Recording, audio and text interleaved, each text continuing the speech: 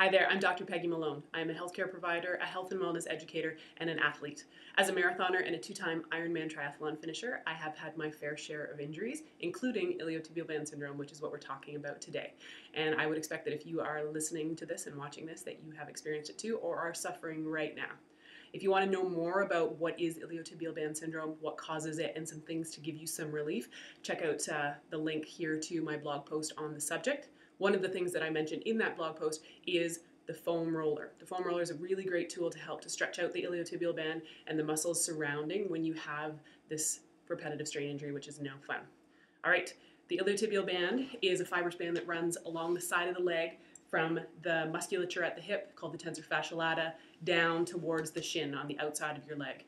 It is obviously extremely uncomfortable when you get it. Your glutes not functioning well and not being strong enough are the main cause of why this occurs. Check out the blog post that I've written to give you some exercises to strengthen those up and also to get some understanding of why it's happening. We're going to use the foam roller to give you some relief with this iliotibial band pain.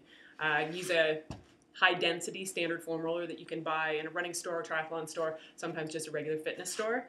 First thing we're going to do is loosen up the front of the quadricep muscles. So you're going to get up on top of the foam roller, thighs on the foam roller, legs straight behind you, weight into your hands. Back and forth, nice and slow, not across the knee, up to the hips, just back and forth. I usually recommend doing back and forth 20 times.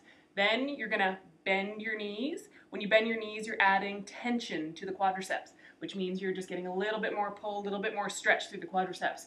Then you're going to slowly come into the sort of the lateral side of your quadricep, the edge of the iliotibial band. You're going to go back and forth.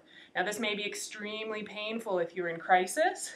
If you are in a lot of pain, take your top leg, bend it, put some weight into it, put more weight into your hands, nice and slow back and forth between the knee and the hip.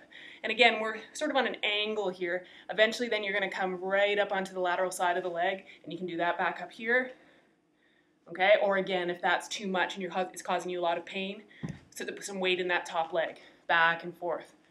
Okay, this is going to give you a really great stretch through that lateral side of the leg where that iliotibial band is, making sure you're doing it at the front of the quadricep first, then moving over to the iliotibial band. We'll bring some blood to that area, we'll warm it up before you really put that pressure right on that side of the leg there. I hope that you find this helpful. If you've got iliotibial band syndrome, this is a really great stretch to get you out of pain and get you back running. If you have questions about this or any other running injury, please feel free to contact me, www.drpeggymalone.com. Until I see you next time, here's to pain-free running and live well.